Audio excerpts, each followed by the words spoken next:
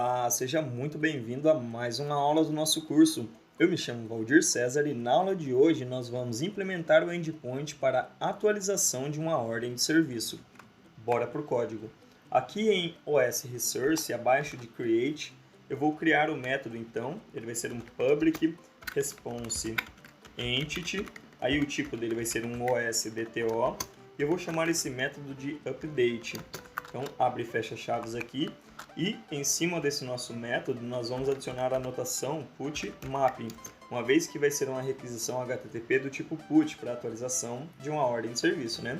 Então, essa atualização aqui, esse update, eu vou implementar de uma maneira um pouco diferente que nós implementamos para o técnico. Então, aqui, para vocês verem que existem maneiras diferentes de implementar esse CRUD. Eu não vou receber o ID na URL. Então, eu vou fazer assim, ó. Eu vou receber um OSDTO com as informações atualizadas para a gente poder atualizar essa ordem de serviço no nosso sistema. Então, eu vou colocar a anotação request body, porque vai ser uma requisição que vai vir no corpo, né? Então, aqui nós vamos colocar que vai ser do tipo OSDTO e eu vou colocar OBJ. E aqui na frente eu vou colocar a anotação @valid também para ele validar se o campo observações está sendo preenchido de forma correta. Beleza. Eu vou fazer assim, ó, o nosso objeto que nós recebemos ali como parâmetro aqui, ele já vai receber então um novo OSDTO, vou utilizar aquele construtor com argumentos, né? Chamando já o nosso service.update e já vou passar ele como argumento também.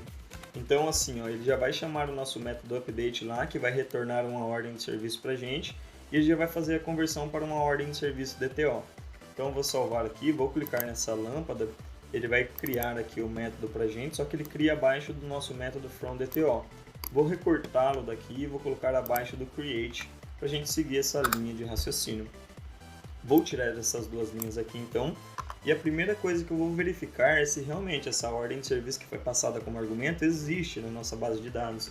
Então eu vou chamar o método findById, que nós já temos implementado ali. Caso ele não exista, ele lança uma exceção, né? Então, como parâmetro, eu vou passar o obj.getID, vou pegar o ID desse objeto, então. Beleza, ponto e vírgula. Se ele passar por esse carinha aqui, vida que segue, né? Então, a gente segue o código aqui. Então, vai ser muito simples aqui. Eu vou dar apenas um return from DTO. Por quê? Passando o objeto que nós recebemos ali como parâmetro.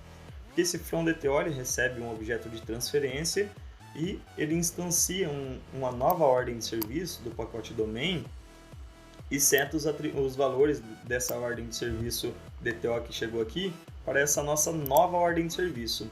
Então, como a gente tem um ID aqui dentro já, ele vai pegar o ID dela e vai passar para essa nossa nova ordem de serviço aqui.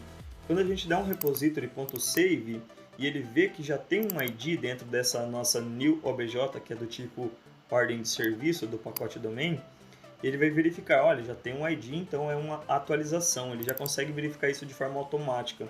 Então a gente já está retornando aqui um repository.save, passando como parâmetro aqui o nosso new obj. Então aqui a gente pode só dar um return fazendo a chamada para esse nosso método fromDTO aqui.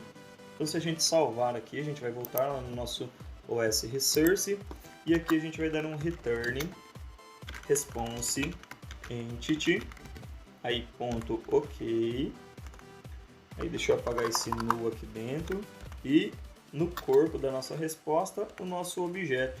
Então agora ele já veio com as informações salvas e atualizadas. Eu vou fazer o seguinte, vamos voltar lá no Postman, então eu vou dar um send aqui, eu salvei meu projeto lá, tá? Salvei o projeto, ele recompila aqui pra gente, né? Aí eu vou dar um send aqui, ó. Ele vai trazer uma ordem de serviço para mim, uma lista de ordens de serviço, mas a gente só tem uma por enquanto, né? Então eu vou copiar esse conteúdo aqui para facilitar o nosso trabalho. Vou vir aqui, ó, colocar aqui localhost 2.8080/OS, vai ser do tipo put, seleciono o body, raw, JSON, e aqui eu colo aquele conteúdo. Então eu vou atualizar o nome, as observações, não vai ser test create mais, vai ser test put. Ótimo, então eu vou dar um send aqui e ele atualizou, ele deu um status 200 ok, beleza. Atualizou aqui, teste put. Se eu der um send aqui novamente para listar todas as ordens de serviço, esse carinha tem que estar atualizado. E ele está. Maravilha. Só que eu vou fazer o seguinte. Eu vou colocar aqui, ó, o status 2, que é o status encerrado. Né? Então eu vou fazer assim, ó, status aqui, recebe 2. Vou dar um send. Eu dei um send aqui, se eu der um send aqui novamente para ele listar todas as ordens de serviço, ele trouxe o status 2 aqui, que é finalizado. Só que a nossa data de fechamento ela não foi setada aqui, então sempre que for atualizada uma ordem de serviço para o status finalizado, essa data de fechamento tem que vir de forma automática. Então nós vamos fazer assim, ó. Lá no nosso fromDTO, o método que nós implementamos aqui, nós vamos simplesmente fazer uma validação, ó. Se o nosso new obj.getStatus.getCode, então a gente está pegando o código daquele status. Então, eu vou colocar aqui, ó, getCode.equals, se ele for igual a 2, então a gente vai setar uma data de fechamento. Então, new obj.setData fechamento, que vai receber um local date. Então, vou colocar aqui, ó, local date time. Vamos fazer o import aqui do java.time.now. Então ele já vai pegar a data e a hora local do momento atual.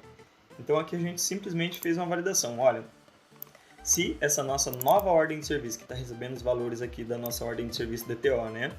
Se essa nova ordem de serviço .getStatus.getCode, então estamos pegando o status e o código dele, for igual a 2, significa que ela está finalizada. E se ela está finalizada, a data de fechamento tem que receber um valor. Então ela não pode ser mais nula. Então aqui a gente salva já com essas informações. Então eu vou dar um send aqui novamente. Beleza. Então ele trouxe aqui, como a gente salvou aqui o projeto recompila, né? O DevTools faz isso pra gente. Então ele trouxe aqui, ó, test create OD, que eu até escrevi errado aqui em aulas anteriores, e o status 1. Então aqui eu vou atualizar, ó, test put status 2. Vou dar um send. E ele trouxe aqui já um 200 OK e a data de fechamento com o momento atual que eu acabei de fechar aqui essa ordem de serviço. Então vou dar um send novamente e agora ele trouxe atualizado para a gente. Beleza, pessoal, então a gente fez o teste integrado aqui da nossa API, a atualização da nossa ordem de serviço ocorreu com sucesso. Eu vou adotar a seguinte regra de negócio: uma ordem de serviço ela não pode ser deletada. Então a gente sempre vai ter aquela ordem de serviço no nosso sistema. Então aqui a gente não vai implementar o método delete para a nossa ordem de serviço. Vocês já aprenderam anteriormente lá no nosso técnico e no cliente resource que a gente consegue deletar esse carinha aqui, ó, com esse método que a gente implementou aqui, certo? Então vocês podem implementar aí também. Eu segui essa linha de raciocínio. Bom, pessoal, então para esta aula é isso. Espero que vocês tenham gostado dessa aula. Na próxima aula a gente vai finalizar a nossa API aqui e posteriormente nós vamos começar a mexer com o nosso front-end. Aguardo vocês até lá então, um forte abraço, até mais!